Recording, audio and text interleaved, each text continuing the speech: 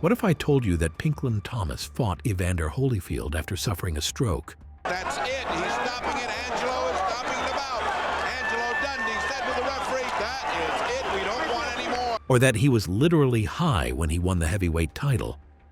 Everyone knows his name, and if you're old enough, you remember his famous wars with Tyson and other legends. Ladies and gentlemen, here is Pinklon, Pinky Thomas. Who punches harder? Pinklon. Who's got the best left hand? Pinklon. He's going to get licked. But what about his downfall, the controversy, and the life he's living today? Not so familiar? Then let's take a look at what's now become of this once formidable boxer. I had the fastest hands and the fastest feet, and there was no way I was going to ever be beat. The boxing world saw the pink trunks and the powerful left jab, but they never saw the real fight happening outside the ring. While he traded punches with champions, a much deadlier opponent lurked in his corner, one that would nearly destroy him. Would you believe a 12-year-old kid shooting heroin would one day wear the heavyweight championship belt? Because that's exactly where our story begins. Before Pinklon Thomas became famous, he was just another kid from Pontiac, Michigan. But here's what makes his story so tragic. Thomas wasn't some street kid with no options. He had a stable, middle-class family where values were taught and parents worked hard. No broken home, no tragic backstory, no system to blame. So how does a kid with a decent life fall into such a dark path? By making every wrong decision possible. By 14, he wasn't just experimenting. He was hooked, not the kind of addict who dabbles on weekends. The kind who wakes up needing a fix more than food. The kind who will do anything to avoid the sickness that kicks in when the high wears off. And I mean anything.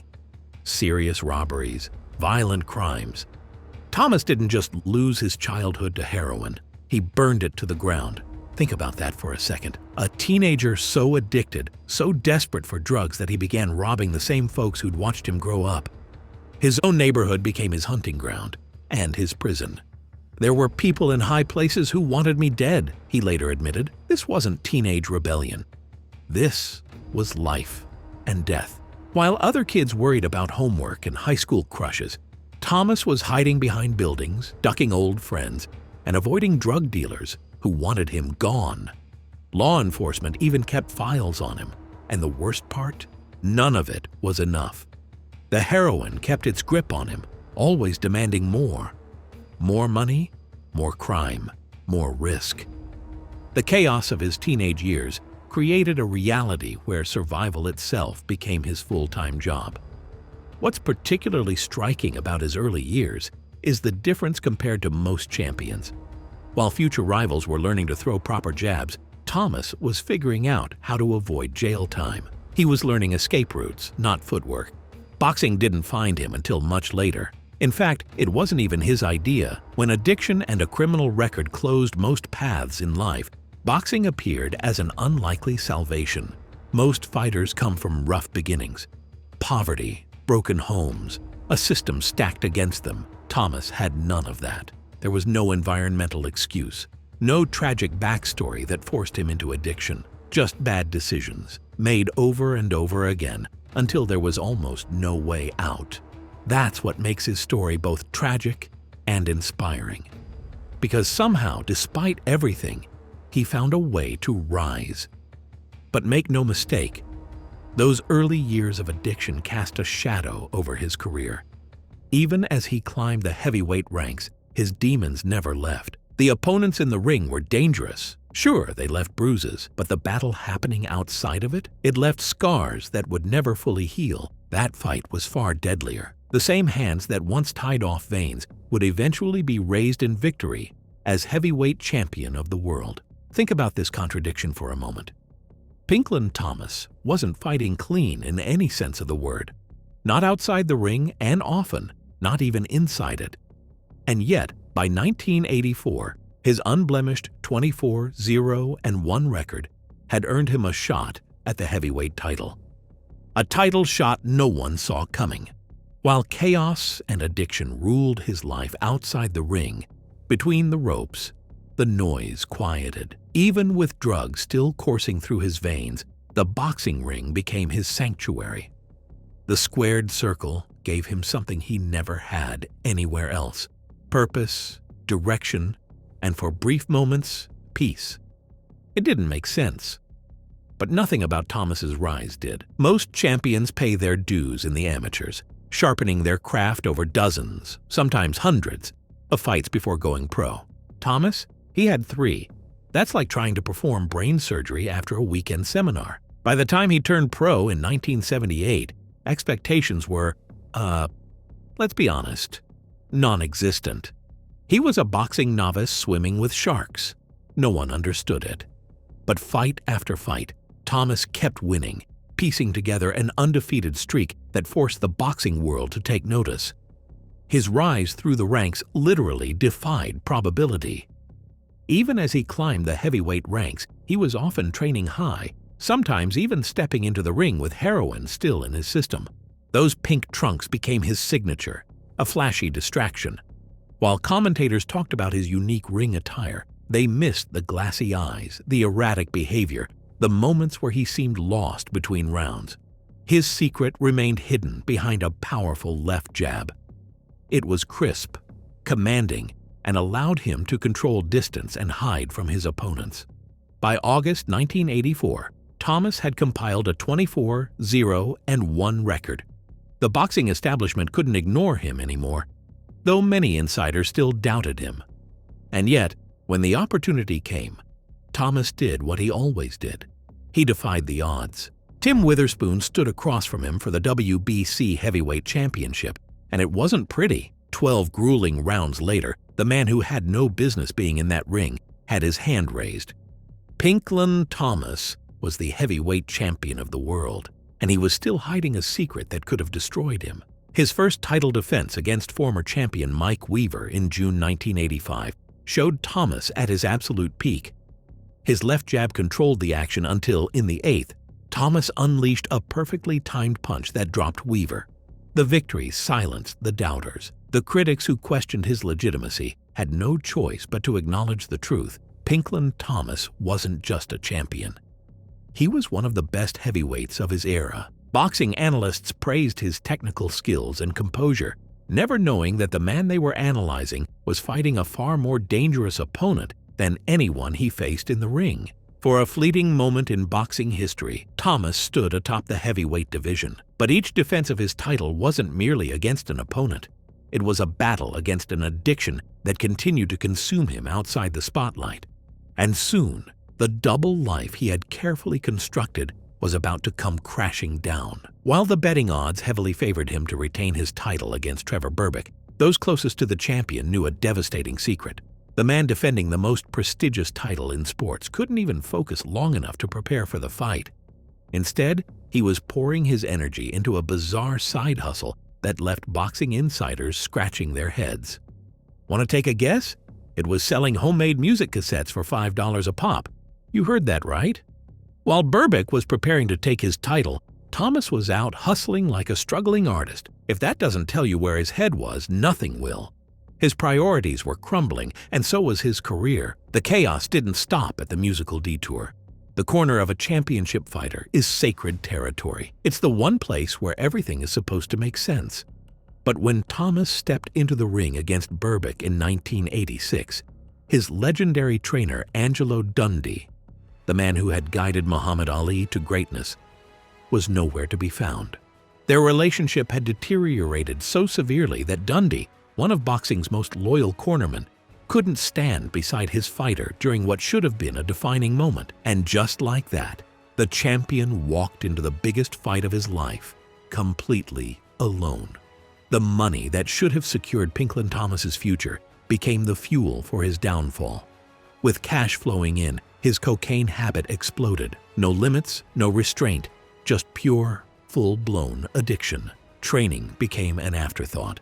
On fight night, fans watched in confusion. The disciplined, technically sound fighter was gone, replaced by a distracted, unprepared shadow. Thomas moved sluggishly, disconnected, like a fighter trapped inside his own body. Berbick saw the weakness and went to work. 12 rounds later, the title was gone. And with it, Thomas's place among boxing's elite. To his credit, he didn't disappear. He rallied for 3 consecutive victories, rebuilding enough of his reputation to earn a shot at the sport's terrifying new force, Iron Mike Tyson. It was 1987, and Tyson was cutting through the heavyweight division like a buzzsaw. But just when he needed to be at his absolute best, disaster struck. An old shoulder injury flared up, leaving him barely able to throw his right hand. Angelo Dundee, who had returned to Thomas's corner, begged him to cancel. "Angelo wanted to cancel the Tyson fight because of my shoulder," Thomas later revealed. "But desperation makes men reckless. He knew the big paydays were running out. I might not get another opportunity," he reasoned. So against the most destructive heavyweight of his generation, he stepped into the ring with essentially one arm. The result was both predictable and remarkable. Tyson came in like a wrecking ball, knocking Thomas down for the first time in his career. He staggered under the impact but refused to stay down. Yet in a display of heart that would later earn Tyson's respect, Thomas finished on his feet. But while his refusal to quit showed remarkable courage, what happened in the aftermath revealed something far more disturbing. For 3 days after the Tyson fight, Thomas vanished. Not just from boxing, from reality itself. A cocaine-fueled disappearance so severe that he had no memory of where he was or what he did. This was addiction in its most dangerous form, a man actively erasing himself. But the truly unthinkable was still to come. In 1988, as he prepared for his bout against rising star Evander Holyfield, Thomas suffered a stroke. For any athlete, this would mean immediate medical attention and retirement discussions. But for Thomas, it meant something entirely different: deception. In what can only be described as one of boxing's most dangerous cover-ups, Thomas made the decision to hide his stroke from boxing authorities. A man with confirmed brain damage deliberately stepped into the ring with one of boxing's strongest, most relentless warriors. This wasn't bravery, it was suicide. Medical experts agree. Boxing after a stroke is like walking blindfolded through a minefield. The elevated blood pressure, head trauma, any of these could have triggered hemorrhaging, seizures, or worse, death. Thomas wasn't just risking his career, he was gambling with his life. And when he stepped into the ring against Evander Holyfield, it played out exactly as you'd expect. The skilled boxer who once wore the heavyweight crown had vanished. In his place stood a compromised shell, moving sluggishly as Holyfield dismantled him over 7 brutal rounds. The man who once stood toe-to-toe with the best in the world couldn't even mount a competitive effort. It was hard to watch. And for Angelo Dundee, the man who had once guided him to a world title, it was unbearable. After watching his fighter absorb unnecessary punishment, he made his position clear. It was time to hang up the gloves. When the man who trained Muhammad Ali and Sugar Ray Leonard says you're done, you're done. After the Holyfield defeat, Thomas disappeared from boxing entirely. For nearly 2 years, his name vanished from fight cards. His addiction deepened. His championship money evaporated. When he returned in 1990, the boxing world witnessed his painful transformation. Mike Hunter, Riddick Bowe, Tommy Morrison, names that wouldn't have troubled the prime version of Thomas. Now, they picked him apart with ease. For boxing insiders who remembered his peak, his crisp jab, his smooth footwork, his devastating right hand, this was impossible to watch. This wasn't just a champion past his prime. This was a fighter whose body had been ravaged by addiction and medical catastrophe. The tragedy deepened as Thomas became exactly what aging fighters fear most: an opponent. The former champion was now just a guaranteed win for someone else. From world champion to stepping stone was bad enough. But what happened after he hung up his gloves in 1993 makes his in-ring decline look like a warm-up bout. Because 6 years after retirement, with a respectable 43-7-1 record behind him, Thomas wasn't just a forgotten champion. He was dying, and he didn't even know it yet. The knockout blow came in 1999, delivered not by a fighter's fist but by a doctor's diagnosis. Pinklon Thomas had hepatitis C, a merciless virus silently ravaging his liver for decades, a grim souvenir from those dirty needles during his years of drug use. This wasn't just another setback, it was a potential death sentence. When doctors ran tests, they were stunned. His liver count had skyrocketed into the millions, a number so high that medical professionals marveled he was even still breathing. Think about that.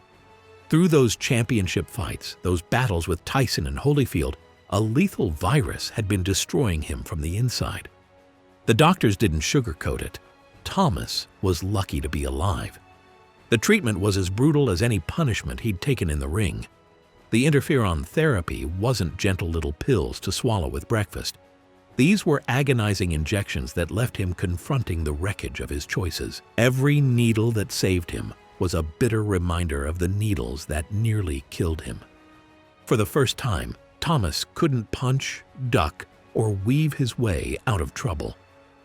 This opponent fought dirty, attacking his organs rather than his chin. And unlike those fights where the final bell eventually rang, this battle stretched on day after day with no referee to step in when things got too rough. The diagnosis forced him to confront a harsh truth. Remember how we sometimes talk about athletes paying the price for greatness? Well, Thomas was paying now, not in title losses, not in training camps, but with his health, his future, and everything he had left. All those years of drug abuse had finally sent him an invoice that couldn't be ignored. During these darkest hours, two people proved crucial to whatever chance at survival he still had. His wife Dawana showed loyalty rarely seen in boxing stories. She stayed when the money was gone, when the glory had faded, when the man she married was barely hanging on. She refused to throw in the towel when most would have.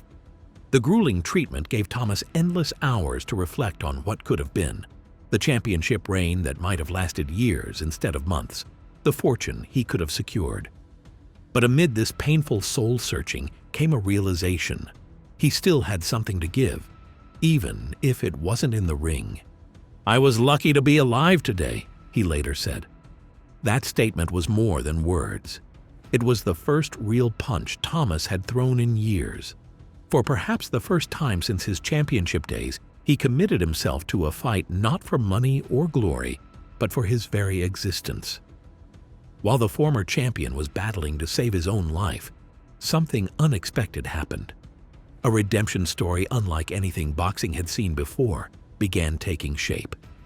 The same man, who once couldn't stay clean long enough to fulfill his potential as champion, was about to launch a counter-offensive against addiction that would ultimately touch more lives than any title defense ever could. When the fog of addiction finally cleared, Thomas found himself at a crossroads.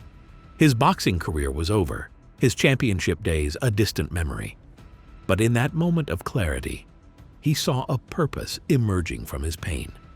In 1998, he founded Project Pink, which stands for Pride in Neighborhood Kids, an organization with a mission that hit closer to home than any opponent ever had. The mission? Keep kids off drugs. Give them boxing, discipline, and hope before addiction had a chance to steal them away. Remember how Thomas once hid in his own neighborhood as a teenager? Now, he was returning to similar neighborhoods, not to hide, but to stand tall as both a cautionary tale and a beacon of hope. When a former heavyweight champion walks into a room and tells kids about shooting up between championship bouts, they listen in ways they never would to parents or teachers. For the past 25 years, Thomas has maintained his sobriety while becoming something he never had in his own youth: a mentor. At the University Boxing Gym in Melbourne, Florida, he created a sanctuary where troubled teens find more than just boxing techniques. They discover structure, discipline, and most importantly, someone who truly understands their struggles without judgment. We have to keep our children away from getting started into drugs and alcohol and provide the support, guidance, and love they need, he says.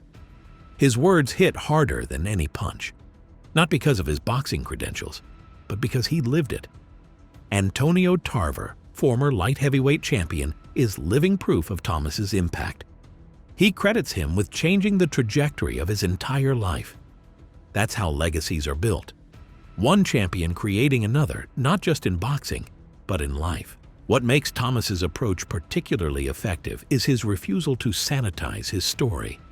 When he travels to schools, youth groups, and community centers, he shares the unfiltered truth. The needle marks, the lost opportunities, the health consequences that haunt him to this day. It's raw, but it's real. And that's why it works. The irony isn't lost on him. The very experiences that nearly destroyed him have become his most valuable asset in connecting with troubled youth. Kids who normally roll their eyes at authority figures lean forward when he speaks, recognizing someone who's walked the path they're considering. At 68 years old, Thomas no longer looks like the imposing figure who once shared the ring with boxing's elite. The years of substance abuse and health battles have taken their toll, but in the eyes of the kids he mentors, he possesses something far more valuable: moral authority earned through suffering and redemption. The foundation he built has guided countless young people toward better paths, transforming a man once known for his self-destruction into a community pillar. And here's the thing, his second act has eclipsed his first, because sometimes life's most meaningful victories don't come with belts. They come long after the final bell has rung. When a boxer enters the Space Coast Sports Hall of Fame, you might expect it to be for his punches, not his purpose. But in 2019, Pinklon Thomas was honored not for what he did inside the ring, but for what he's done outside of it. That's the true legacy of Pinklon Thomas. Not the championship belt he once wore, but the lives he's transformed since hanging up his gloves. You know, most fighters are remembered for their biggest fights, but Thomas will be remembered for his biggest fight of all, the one against himself, the one he finally won. In that victory, he didn't just save himself. He created a blueprint that's saving others. And isn't that worth more than any title could ever be? Pinklon Thomas's story isn't just about boxing. It's about survival, redemption, second chances. So now we turn it over to you. Does Thomas deserve more recognition as a fighter? And more importantly, does his post-boxing impact mean more than the title he once wore? Let us know in the comments. If you enjoyed this video, don't forget to like, subscribe, and hit the bell, because we've got more incredible untold boxing stories coming your way.